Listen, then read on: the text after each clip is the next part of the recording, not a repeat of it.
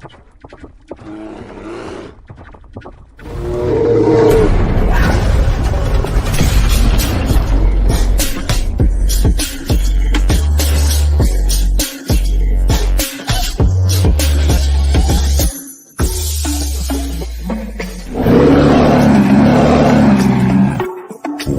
to Bare Bones.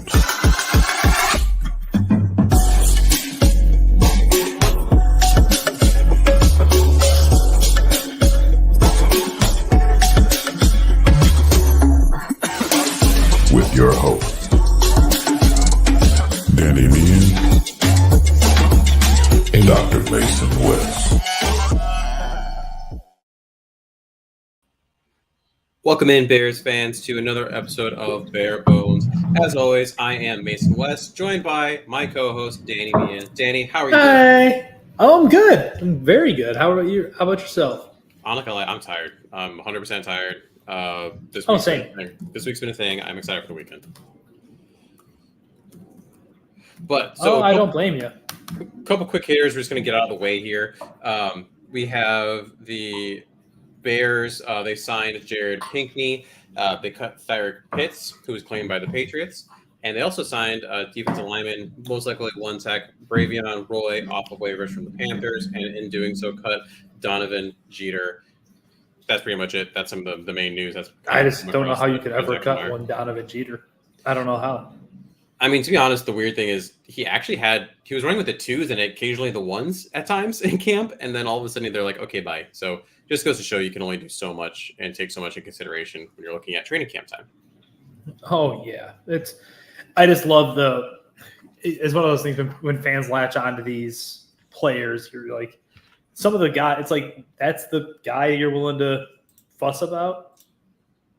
Yeah, exactly. And this will happen again once they go down to, cutting people into the final 53. You're going to freak out because insert player's name here is not on the team. And then it turns out they don't get claimed by anybody and they're on the practice squad. And it happens every year. But it just is. It's a circle of life when it comes to the NFL. And also for the Lion King. Also, sad note, the guy who played Simba in the Broadway of Lion King, he died yesterday. Oh, pain. Yeah, leave it to the Disney nerd to know that. I mean, of course, I have the notifications just ready to go. But yeah, super bummed. Loved that performance. Lion King's my favorite Disney movie. I mean, I got Simba tattooed right here, yada yada yada. But yeah, real bummer. So shout out to him. But that's not what we're here for. We are here to catch up on things that have been going on in Bears Nation, and to do so, I am super excited to bring on Nicholas Moreano of CHGO, formerly Chicago Audible, former Bear Bros, former probably another name I don't really honestly remember. But Nick, how you doing, man? Good, you guys. I heard you talking about players that we're gonna forget about. I have in my notes here, and for some reason I made my notebook. Aaron Cruikshank won his rep against McCon Clark. Tyson Bagent was the quarterback on the rep. The most anonymous players that you could possibly think of, but they somehow made it in the notebook for yesterday's practice. You put some respect on Tyson Bagent's name. His dad's like an all-time arm wrestler for people who care. I don't know why we care, but we should care, damn it. Yeah, he's look, the way that PJ Walker's been playing the last few days, I don't know if Tyson Bagent can enter his name into the conversation, but he's Shepherd's all-time leading quarterback and broke all the stats there. But we're not here to talk about the Tyson Bagents, the Aaron Cruikshanks, or apparently there's a player named McCon Clark on the roster. So found that out on Wednesday. I genuinely don't believe you. That's a Madden creative player. I got the latest roster here. Number 25 on the defense. Tristan Ebner is also number 25, but he is 5'11", 203 from Tulane. In fact, a real person somehow. But I know we don't have you for a long time, Nick, so we got to get all the info we can out of you. Pads have been on for the last few practices, which normally adds an infusion of energy to camp. Have you felt this? Absolutely, especially yesterday, you guys. We were on the sideline with the offense, and if you guys looked at the reports for people who looked at it, it wasn't a very good day for the offense, but you could hear literally everything the defense was saying, especially Eddie Jackson. He literally said to Velus Jones Jr. and probably the entire offense, y'all soft, because Velus pulled up on a route over the middle of the field. PJ Walker, it wasn't the most accurate throw, but Velus probably could have attempted to catch it. He didn't. And then there was like a skirmish going on in the middle of the field. You can hear Eddie Jackson jawing at, the offensive players. The one vocal guy on offense, though, that actually showed some, I guess, fire in Wednesday's practice was Chase Claypool. He laid out TJ Edwards, you guys, on a crackback block. He was in the slot, came over, hit Edwards, flexed with both of his arms, and said, "Go to sleep." And it was you see that from Chase Claypool and like the fire, the energy he brings, and you like to see that. And then you made a couple of plays in that practice, but it's definitely intensifying. Just, these guys they've been hitting each other now. This is 7 practices in, and it's only going to ramp up from here, but it was definitely amping up, especially yesterday where the defense was doing most of the talking on Wednesday's practice. That's always exciting. And I kind of liked it because from my perspective, everyone always wants to hear how good the offense is doing, especially because of the progression of Fields. We tend to get into this headspace as fans, analysts, whatever you want to term these people. Obviously, Nick, this is your livelihood. I'm just a guy that does this on the side. But we tend to forget that defenses get paid too. Defenders are fighting for their livelihood and have contracts to go be good at their jobs. I've always found this funny when people are analyzing other teams, whether it be football, baseball, basketball, oh, I can't believe so-and-so struck out. His job is to get a hit. Yeah, it's the pitcher's job to strike him out or get him out. It's the defense's job to make life hard. And wouldn't you like to hear that the defense is making life difficult on the offense instead of, Justin Fields was 12 for 12 and 11 on 11 drills? That would make me really it would make you feel good about Fields and the offense, but it would also be oh man, it's going to be a long year if you're letting up 40 every week.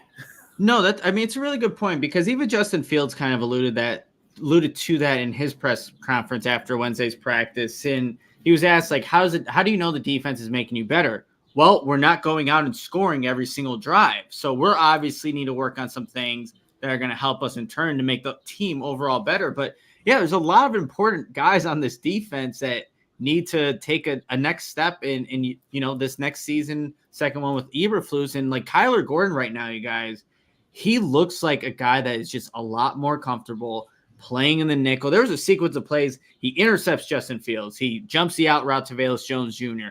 2 plays later, he gets a tackle for loss on Treston Ebner. DJ Moore's supposed to block him on the play, you guys. He beats Moore to the spot, and you're not supposed to bring guys down to the ground, but Gordon kind of just formed tackle. It was enough force that Ebner went to the ground, and then the next play, he's throwing Robert Tonyan, who's bigger than him, and throwing him off a nickel blitz and getting the sack on Fields. But that's an important player that we need to see take another step as he enters year 2, and he's going to be playing an important position at that nickel spot for the Bears defense. So I completely agree. We all know if you say something bad about Fields, you're going to get everybody and their grandmother coming after you saying, you can't say blah, blah, blah. Well, it happened, and it's okay that Fields can have an off day. The offense can have an off day.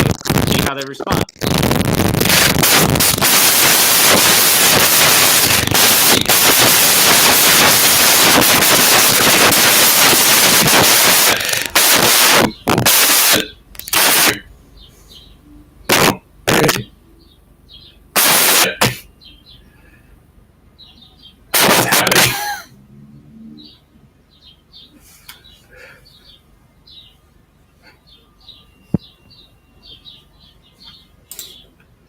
We good?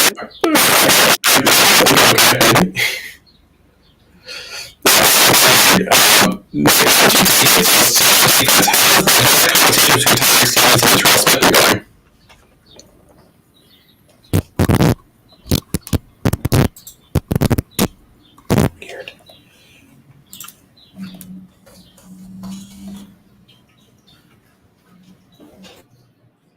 I can't hear you.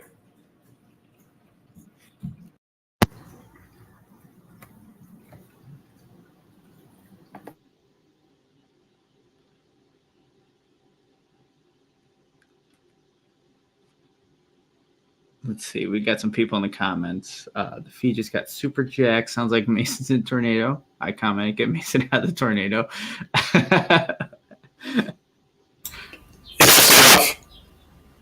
Okay, so I think Mason, something coming out of your end because anytime you're speaking, it's kind of going discombobulated, and so I wonder if maybe the headphones or which would be weird because you were just fine a few seconds ago.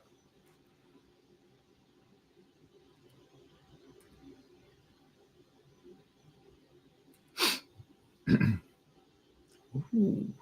I'm running the show. I'm the captain now. No, I'm just kidding. Let's see.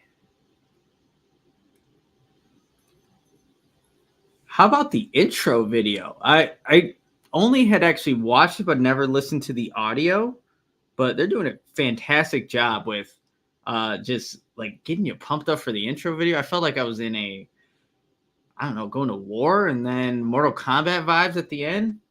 Pretty dope. Pretty dope. All right, can you hear me?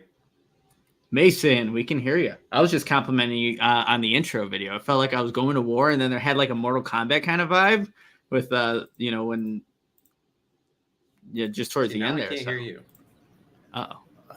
Okay. Is everything now cool now that I don't think What Mason happened? can hear. He said he couldn't hear me, but his Danny, can audio you is hear not me? going. Oh, I hear Mason now. Okay. Yeah, but Yeah. now I can't hear Nick. Oh no. Love technical difficulties.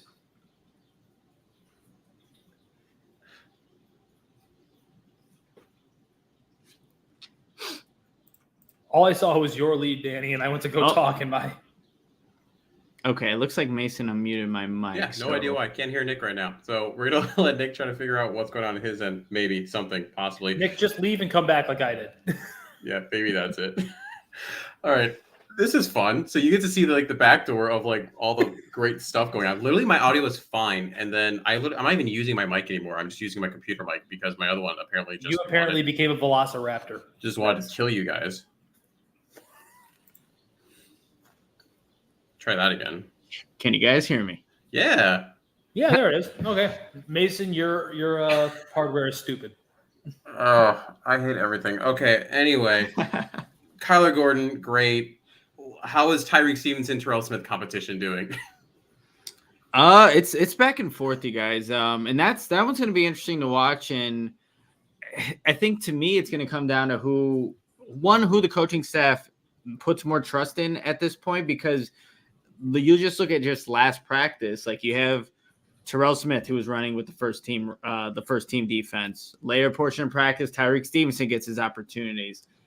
Stevenson got an interception off of a dropped, or a ball went right through Robert Tonyan's hands. Stevenson was the right place, right time, gets the interception. But it might just be where, who makes more impact plays and is not blowing their assignment, to where the coaching staff just feels like they're going to go with whichever one of those guys is more consistent at their job. It doesn't matter that they moved up to go get Tyreek Stevenson or Terrell Smith, say, a day 3 pick. It's like whoever is more consistent, that'll be the guy starting. But it's been an interesting competition to watch so far. Okay, so then I guess my question would be, has Terrell Smith run it all at safety since those first couple days in camp, or no? I know that I think it was Adam Johns that said he did. I don't remember seeing him there, but the only time I've seen him, especially with the first team, has been at corner. But I think it was earlier on where maybe he may have gotten like a few. Yeah, I know looks it at had to be safety. within the first 2 or 3 days of camp that he was doing that. Yeah, I haven't seen that as of late. It's been Okay. exclusively at corner opposite of Jalen Johnson. And you're not seeing anything with the second team unit. It's going to be Stevenson and Terrell Smith primarily running with the ones right now. Okay. I mean, it does make me happy with the Kyler thing, because even when I had him evaluated last year coming out of Washington, I never saw him as an outside corner. And to then thrust him into what like Indianapolis was doing with Kenny Moore, where he'd be like outside on base and inside on sub packages, that's a lot to ask a rookie to learn, let alone a seasoned vet. Like, that's a lot of responsibility. I don't care how quote unquote vanilla your scheme may be. That's a lot to put on someone's plate, because they're two entirely different positions. Yeah, they're both cornerbacks, but they're not the same thing. Yeah, especially as the inside, you're working with a lot more space, right? So at least you have the boundary to kind of help you out if you're playing on the outside. But when they're going in base, Kyler Gordon is not out there. They'll run the two corners, Jalen Johnson, then whether it's Smith or Stevenson, then have their base linebackers. But so during base, they're not even trying to kick him out there anymore. They're not kicking him out. Yeah, there hasn't been many reps where I've even seen him on the outside. And Kyler's talked about it, like he's open to it. Like he would be open to playing outside if they put him out there. But I think just what his skill set is and how he's able to affect the run game with his instincts, his quickness, he looks like a nickel corner, and he's playing really well with just understanding what his key assignments are right now. So I'm looking forward to him just continuing that role. And if they have to put him out there due to a match or whatever, then I guess you do it. But yeah, he's been really repping primarily as that nickel spot right now. That just makes me happy to hear, because I just don't think he's an outside corner. And there's nothing wrong with that. To our listeners, there is nothing wrong with a nickel only corner. You can be a really good football player, make a lot of money in the NFL, and be a nickel only. Plenty of guys have done it. And think about it, like we've seen Devontae Adams line up in the slot. The one last game they played in Green Bay was a night game. Jalen Johnson was playing really well against Devontae Adams. They put him in the slot. He starts going off. They'll put Cooper Kupp in the slot. Like their big time receivers are going in the slot to try to get those matchups. So you need to have matchup problems, right? Exactly. You need to have a good cornerback there to, mitigate the damage that offenses can do when they're trying to find the most advantageous matchups there. And just on a weird note, because you mentioned him earlier, how has Robert Tonyan looked? I think he's looked good. Catching the football, he's being utilized in the middle of the field. The one spot in the offense on Wednesday's practice where, the offense actually did some good things. It was a 2-man drill. And Tonyan, he was running with the twos. He's been primarily with the ones, though. But they kept exploiting. And this is against the first-team Bears defense. They hit Robert Tonyan and P.J. Walker 3 times in a row, exploiting the blitz. They would send T.J. Edwards. At times, I think it was Noah Sewell was out there because Jack Sanborn's still injured. But they kept on hitting him in the middle of the field. But Tanyan's he's a savvy route runner, and he honestly looks like a big wide receiver. He doesn't look like the big guy that was in Green Bay, but I guess he looked bigger in Green Bay for some reason. But he looks like a big wide receiver, and outside of the one pass that went right through his hand and was intercepted, he's been pretty reliable catching the football too. Good. So moving from the secondary to the defensive line, one of the advantages of having pads now is that you can actually maybe start to see what some of these defensive linemen can do, right? Some of the new additions, you got Billings out there, Jervon Dexter, Zach Pickens, and then some of those, we got Walker, who was out with an injury, so you're not as able to see him as much. How has that D line looked? And then transitioning, how has the offensive line looked? Yeah, so for the defensive line, we're starting to get a better feel for them. Even for a guy like Andrew Billings in yesterday's practice, got underneath Cody Whitehair's pads, was able to draw him back and draw a holding penalty. So we get to see the strength of an Andrew Billings, who's just built a lot different than all the other guys. He's built more horizontal than anything, but he's a space eater. And it was good to see his strength on that play. Jervon Dexter too, man. He's one, we're starting to see that first step. And I think he's starting to get more acclimated to what this defense is asking him as opposed to what Florida was asking him to do. There was a couple reps where the first step was in his favor, and that with his strength and size, he was able to kind of have his way with the offensive linemen. But another guy that I think we need to start talking about more, you guys, is the starting defensive end opposite DeMarcus Walker, which is Rasheem Green. Number 94 has been consistently out there with the starting unit, and there's a rep where he got Braxton Jones, who's still trying to work on his hands, you guys. And he was really vocal about trying to get the right hand placement, but there's a rep where he won there. I started to finally see Travis Gibson flashing, which is good to see. And it happened to be against Darnell Wright, who, the inside move for Darnell Wright, someday he has to defend, or blocking against the inside move, someday he needs to work on. Because Terrell Lewis, a guy that since OTAs has been giving Darnell Wright some issues. But I think for the most part, like, we're starting to see more of what the defensive line is capable of. And then on the opposite end, Mason, for the offensive line, it's for Braxton Jones, his anchor is better. I'll say that his anchor is better because there have been times where DeMarcus Walker's straight up tried to just do the bull rush, and he's been able to sit down, kind of mitigate what Walker's trying to do. and that's great. But it is that hand placement where there's been a couple times where Walker, again, they've gone up a bunch of times where he's kind of just tossed Braxton Jones. And I asked him about that in his press conference, and he said, yeah, my hand placement is just not where it needs to be right now. So I want to see how that improves. I think Tevin Jenkins has had a pretty good camp so far.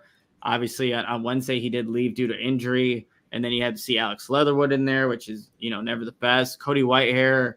There's been a couple of missed snaps from him and Lucas Patrick, which is perfect, right? Getting the bot snaps.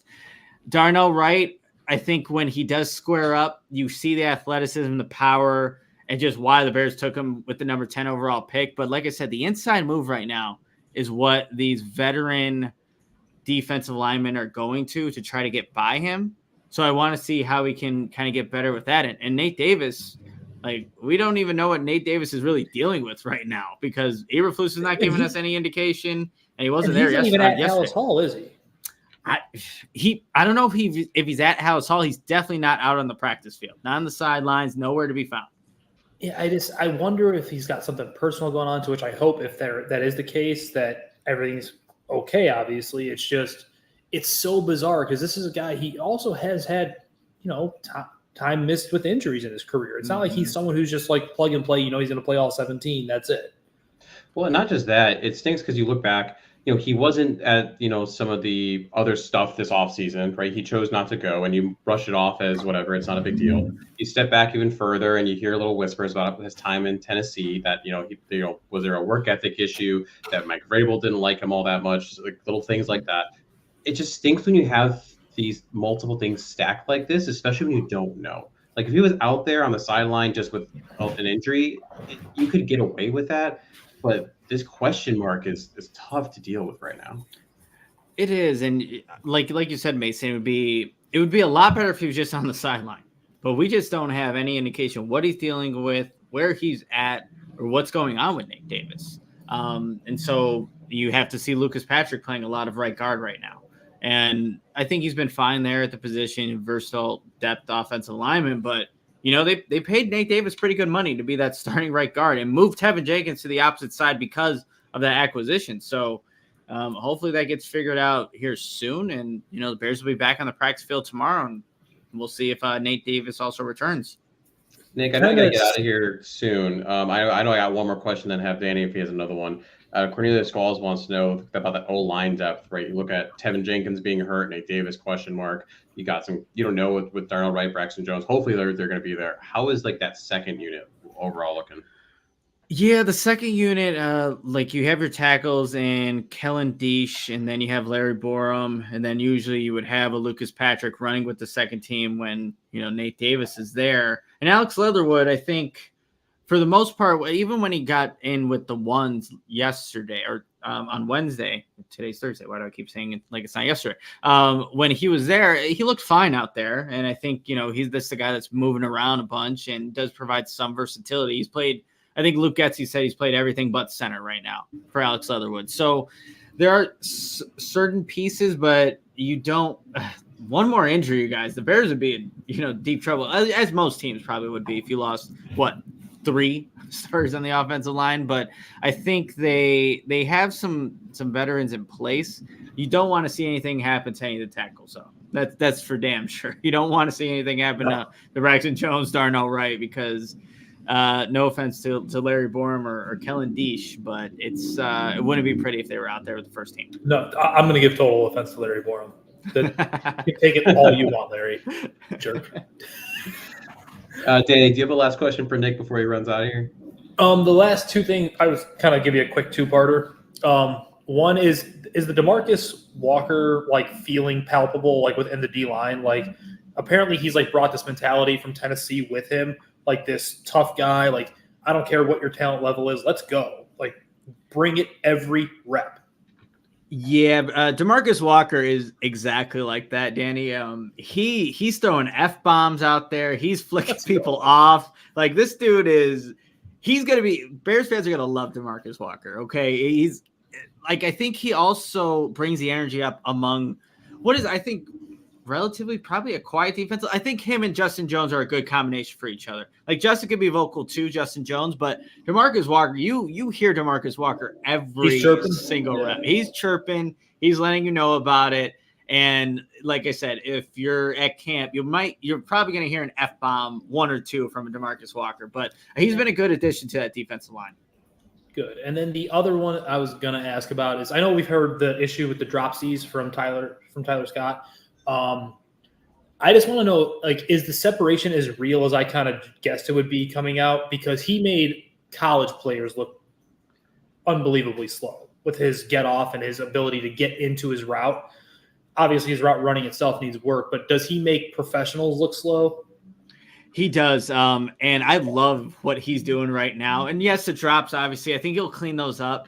But one-on-one's not the best indication for, really evaluating stuff. But the way he put Jalen Johnson on his ass, you guys, it was something crazy. John Hoke, the cornerbacks coach and passing game coordinator, was on our sideline. And that rep was on the opposite side of the field. And Tyler Scott, sets up Jalen Johnson, runs an in-breaking slant route.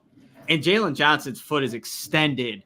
And he's stayed in his tracks there. And John Hoke just looks at him. And he's like, your back leg was out. That's why you ended up on the ground and Tyler Scott's going for a touchdown. But there have been multiple times where he's just getting by guys. And these vertical routes where he's just winning off the line of scrimmage, and that speed, it is different. Even if you just watch him on kickoff return drills, his acceleration 0 to 10 is different when watching, like, Aaron Cruikshank's a fast guy, and there's a lot. Bayless Jones Jr. is fast. It's fun to watch. So I'm really looking forward to seeing what Tyler Scott can do.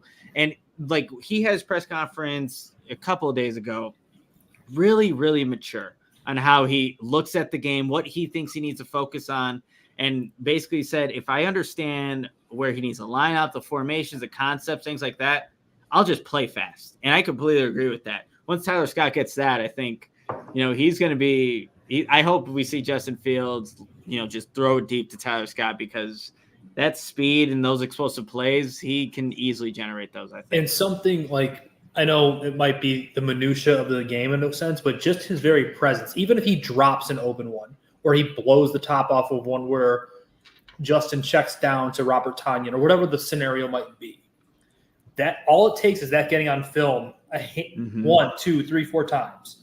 And that him just being out there is then accounted for. Like, yep. Oh shit, he's out.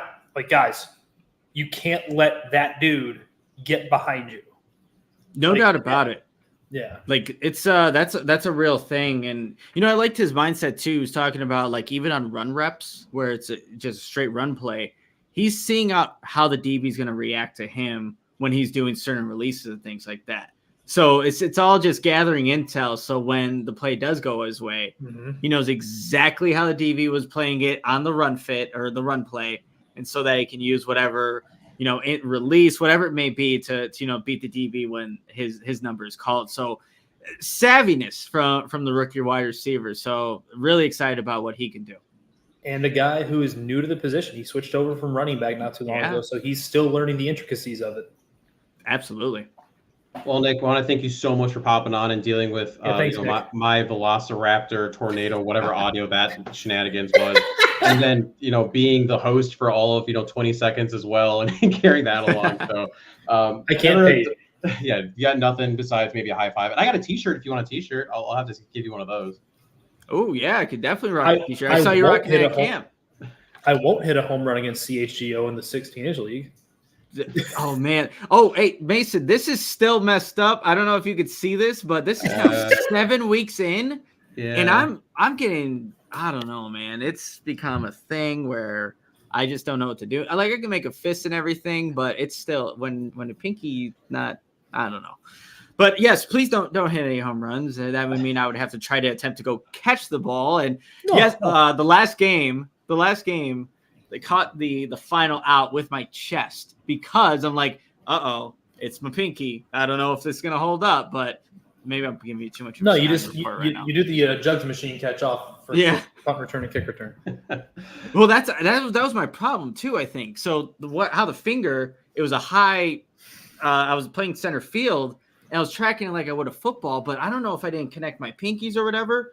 Caught it and it just took my pinky with it, and it just was facing the wrong direction. I don't know what I did wrong, but yeah, gotta love 16-inch softball.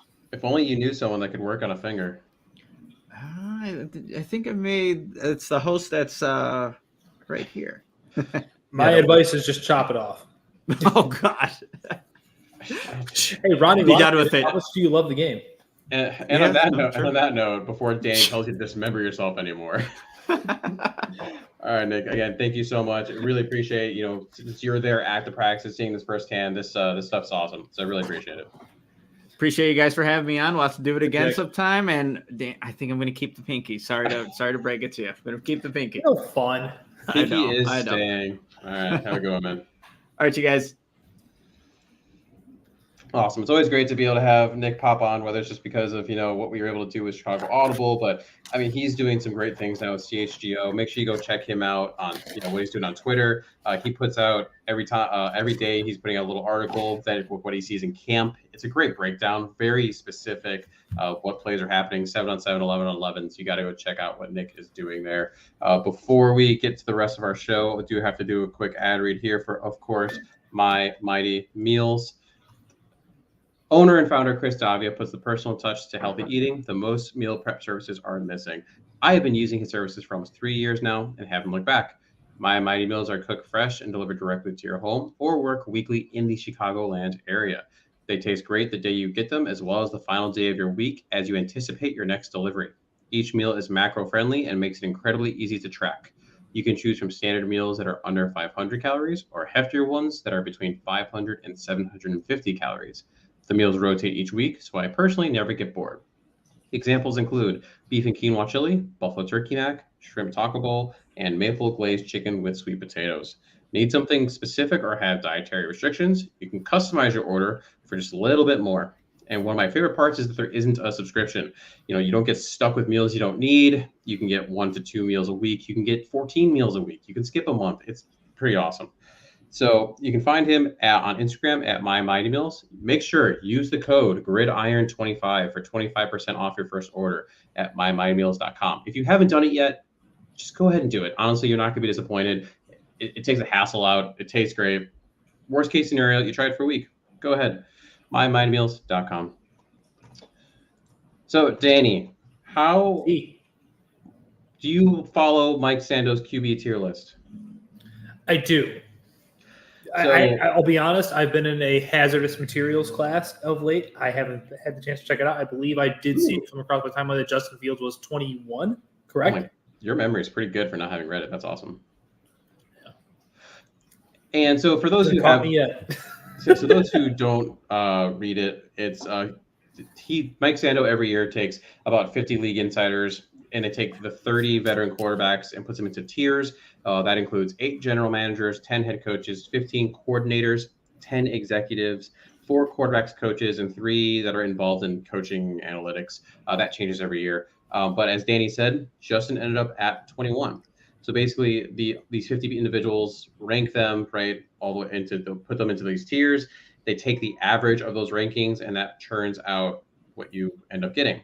Go ahead and check it out on The Athletic if you want some more specifics, but we're going to talk a little bit about Justin, where he fell. He was actually in tier 4 last year. So to give some context, a tier 4 quarterback is one that's an unproven player. You basically don't have enough information, or a veteran who ideally would not start all 17 games, just comes in as a pinch hitter. Tier 3 is a legitimate starter, but needs a heavier run game or defensive component to win. Lower volume drop back passing offense suits him best. Tier 2 is a quarterback that can carry a team, but has holes in their game. Basically, they're not special quite enough to elevate them to tier 1, but there's a couple things here and there that really set them apart. And lastly, tier 1 quarterback, they carry their teams each week. The team wins because of him. Your Patrick Mahomes of the world, things of that nature. So when you look at Justin specifically, Danny, I have it pulled up right here. He actually had 5 people put him as a tier 2 quarterback, 34 put him as a tier 3 quarterback, and 11 put him as a tier 4 quarterback. When you hear those numbers, what do you think? That the jury is still out? that no one really knows what to think. How much of what happened last year was just simply trial by fire and just if he dies, he dies, almost to quote Ivan Drago in Rocky IV. We all know they did not want to run Justin the way they did last year. We all know that Justin never ran like that in his career, dating back to high school or college. I think it's more just what do you think his development arc is? What do you think he can finally start making his layups, making his intermediate throws, and not just relying on his deep ball to get him out of bad situations when he can't run? And I don't know how to quantify it, because everything that we are seeing from the advanced analytics community is saying that he is not going to be good. But that same thing said that about Jalen Hurts and said that about Josh Allen. And I don't think that this second year quarterback jump is a thing anymore. At least it shouldn't be thought of as that way, especially not when you're talking about a team that literally had whatever good parts it had left stripped from it leading into the year, and an offensive philosophy change and a head coaching change and another offensive philosophy change within the season.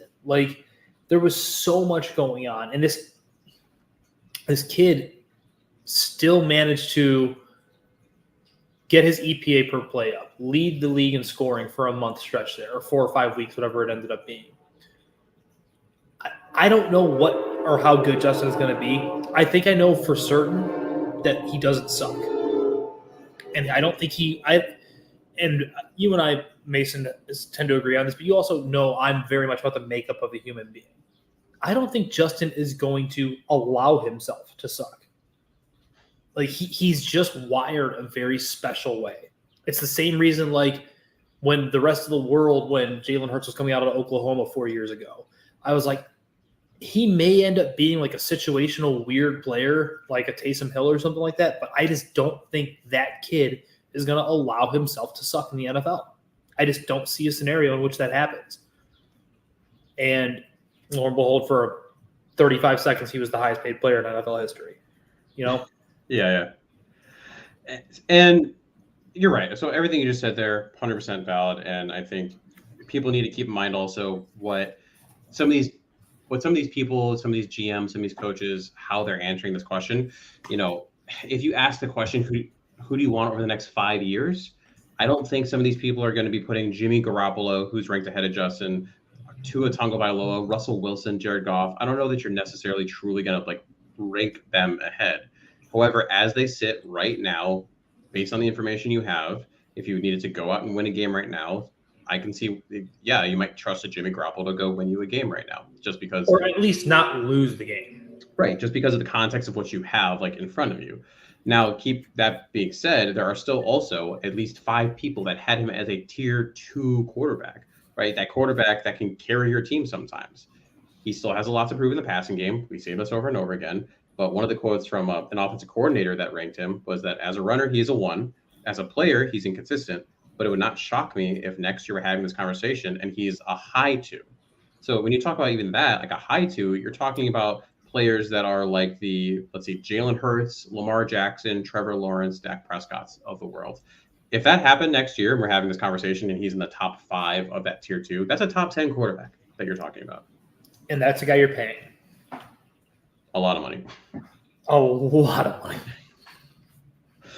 But that's what we have for today. A little breakdown on training camp, little QB tier talk. Again, thanks everyone for bearing with me for whatever the heck that was. I got to figure out. I don't even know what happened with that whole sound thing. But primal stream from the top turnbuckle was what that was. No, that's going to be what happens after week 1 when the Bears just smashed the Packers. Oh, by the way, one thing I did want to share. I meant to do this with Nick, but oh well, c'est la vie. So Rob Domofsky said this of Packers QB Jordan Love today. We've seen Jordan Love have one really good day. He's had one sort of decent day. And the rest, well, you walk off the practice field thinking that this might be a really, really long year. That is music to my ears. So as a fan, it is. And it's one of those things, as an armchair evaluator of talent, I didn't particularly like Jordan Love coming out of Utah State. But you never want to see these kids crash and burn. Now, I will tell you, if you had told me that Jordan Love was going to be the Packers' first-round pick that year, I would have told you I would have laughed because I didn't think he was anything worth more than maybe a late second, early third because of how badly he regressed after his offensive weapons that went to the NFL, like Dax Raymond and Darwin Thompson, I believe, was the running back there who got drafted by Kansas City. But that's neither here nor there. It's just you could have looked at it and known. Like, could he still be good? Sure.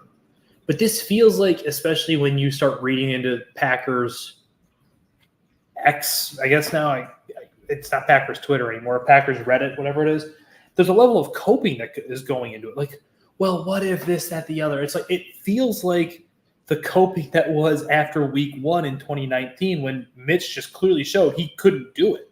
Yep. Mm-hmm. Like there was the wind that just got sucked out of the sails, or the hot air was let out of the balloon, so to speak. And you're just like, oh, shit. What are we going to do?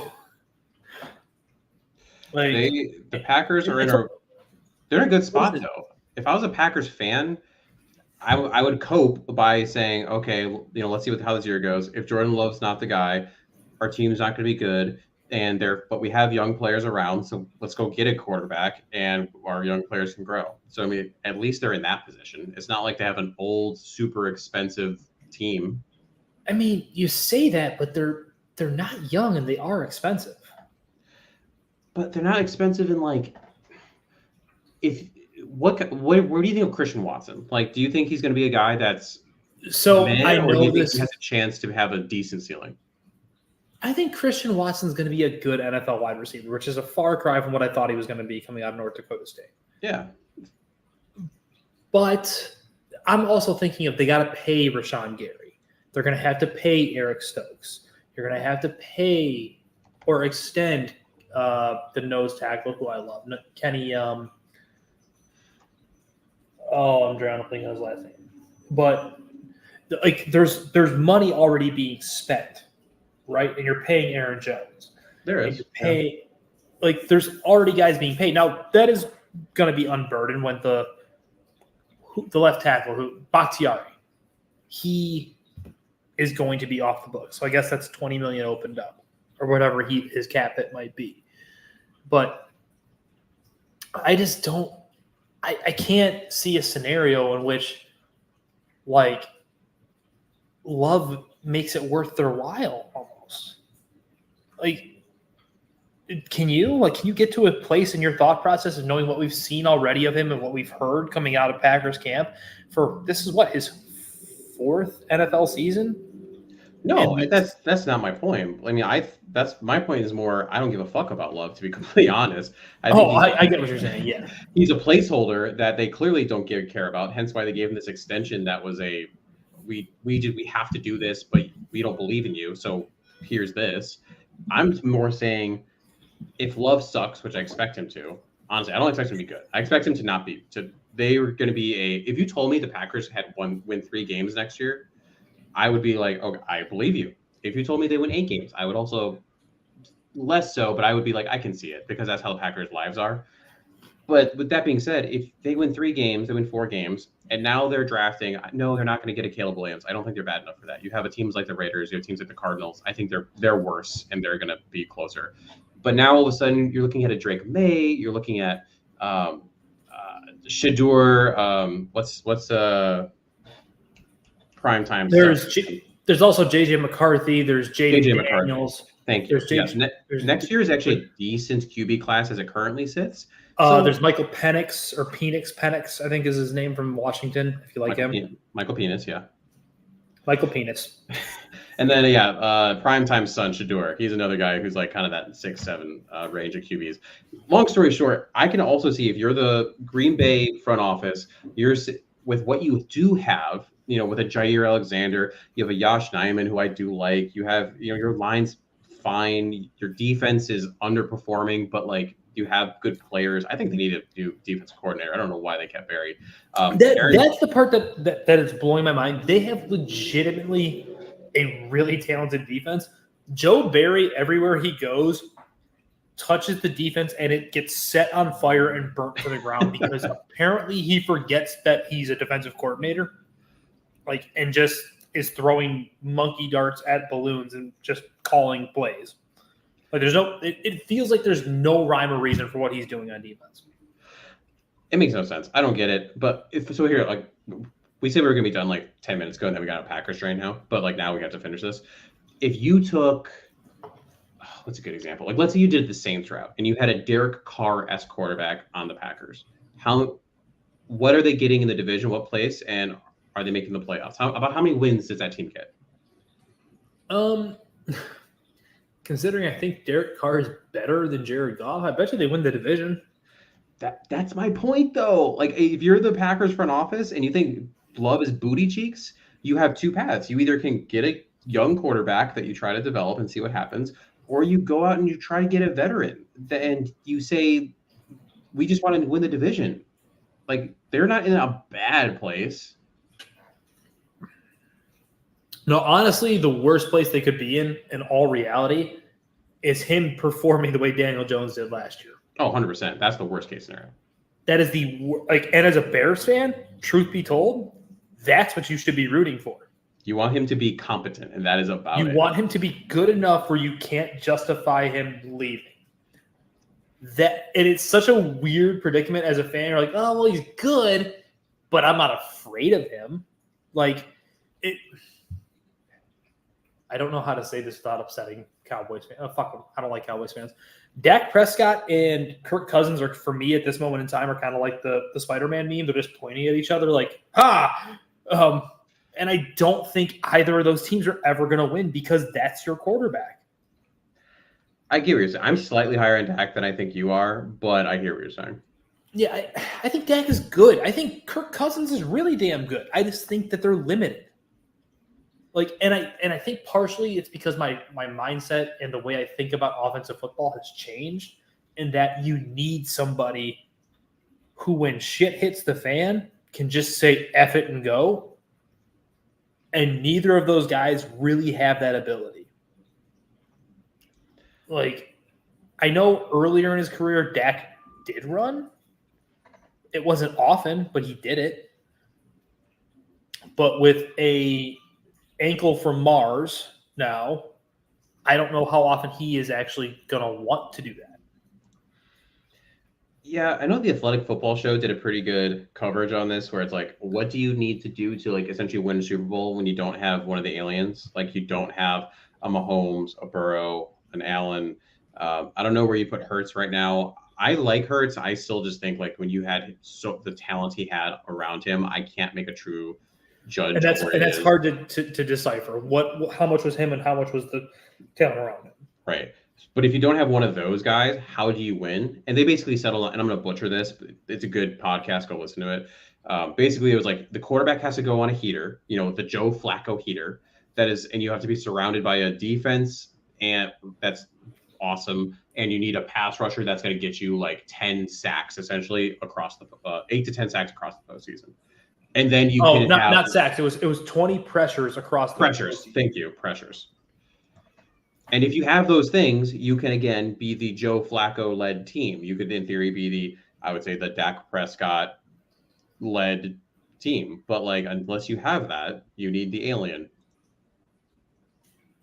Well, Patrick Mahomes won a Super Bowl on a messed up ankle, surrounded by guys like Juju Smith-Schuster and Kadarius Toney. But they traded away Tyreek Hill. Everybody said that they were going to have an off year. They were doing a little reset. They still won the damn Super Bowl. So you better be able to come at them with some crazy stuff in order to beat a team like that. And no, Cornelius, you are not the only one who thinks the Cowboys skill players are overrated. Okay, we're going on a whole tangent, but I have to ask you this. What is CeeDee Lamb going to get paid? Does he get, he's not, what is going on there? So but the Cowboys don't have money. Do you let CeeDee Lamb walk? Or do you trade him? Do you get what he's worth? I don't know what he's worth because you got to pay him. So does that bring him down to a pair of twos? Yeah, it's not the Devontae deal, that's for sure. It's not the Tyreek Hill deal.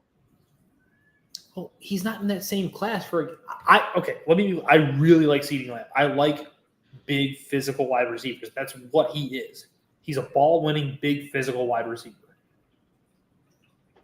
Where's he in the wide receiver tiers, though? Oh, man. Yeah.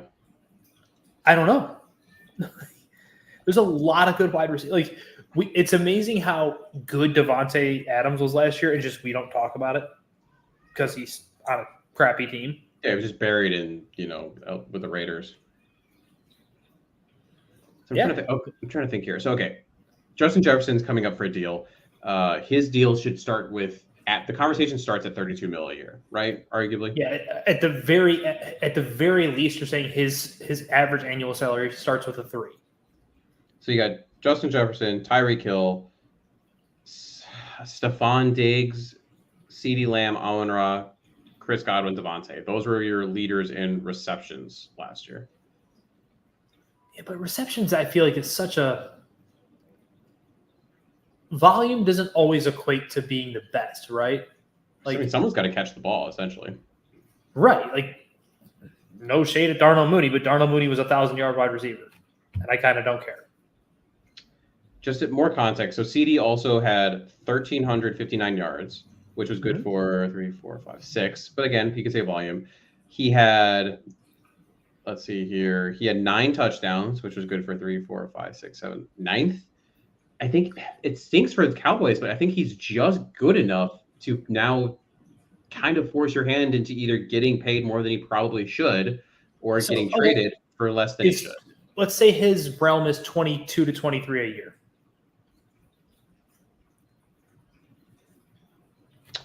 If I'm CD or if I'm representation, I don't know that I'm taking that. I'm saying put me on the tag or trade me if you're going to offer me 23. I'm saying that's where it starts, though. Oh, you're saying the bottom edge? Yeah, that's the bottom. Say 23 is his bottom. Yeah. Yeah. I mean, I would pay him. I'd pay him 23 if I'm the Cowboys, and then I can afford it. Right, because we're also talking about what's Darnell Mooney's floor right now, 15. Yeah. All right, I'm right around there. I don't know, man. Let's put it this way: I don't envy the Cowboys because they put themselves in a very precarious situation with the fact that they also got to pay who's the best defender in football right now. Oh God, yeah. And that defense is what's really keeping you relevant. And Dan Quinn has evolved as a play caller. He has. And the other layer to it is kind of what the Bears are kind of in right now, where that division is bleh, right? I mean, you're the Commanders, who should change their name soon probably, are really not going to be relevant anytime soon. Some people are high on them. I don't get why. The Giants, they have a ceiling, and that ceiling's name is Daniel Jones. And it's just as long as you're in that division, you always have a chance. And so now you're going to keep making financial decisions. The Eagles exist. Yeah, they do. I mean, yeah, but we just talked about this. I truly wonder what's going to happen with that team. Talk about a team that has to get paid. I mean, the Eagles are getting older and have to keep. So, are you on the train of that? We're going to see regression from Hurts, and that last year might have been the best he'll ever do. If you put a gun to my head and asked and I had to pick one way or the other, I would say yes. There's going to be regression. Whether you say, I mean, they lost both coordinators, which is huge, and I mean, they're not losing anyone on offense. Don't worry. Jonathan Gannon is going to be back next year after his one and done in Arizona. Honestly, entirely possible. I mean, in the defense, they lost 5 starters. I mean, I know we're talking offense versus defense, but as a team now, that's going to hurt you. I don't care what you say. No, Mason, I'm agreeing. I'm playing devil's advocate here. I'm agreeing with you. Yeah, I think there's going to be a regression. I don't know how much the regression is going to – I think the world of Jalen Hurts, so I'm not probably the most unbiased person to ask. I'm trying to – okay. They leaned pretty heavily on that run game. Are we really confident that DeAndre Swift, Kenneth Gainwell, and Rashad Penny are going to be enough to keep Hurts in the happy zone? That depends. Miles Sanders is really good, but they didn't really lean on him in the playoff run at all. It was kind of a Gainwell show.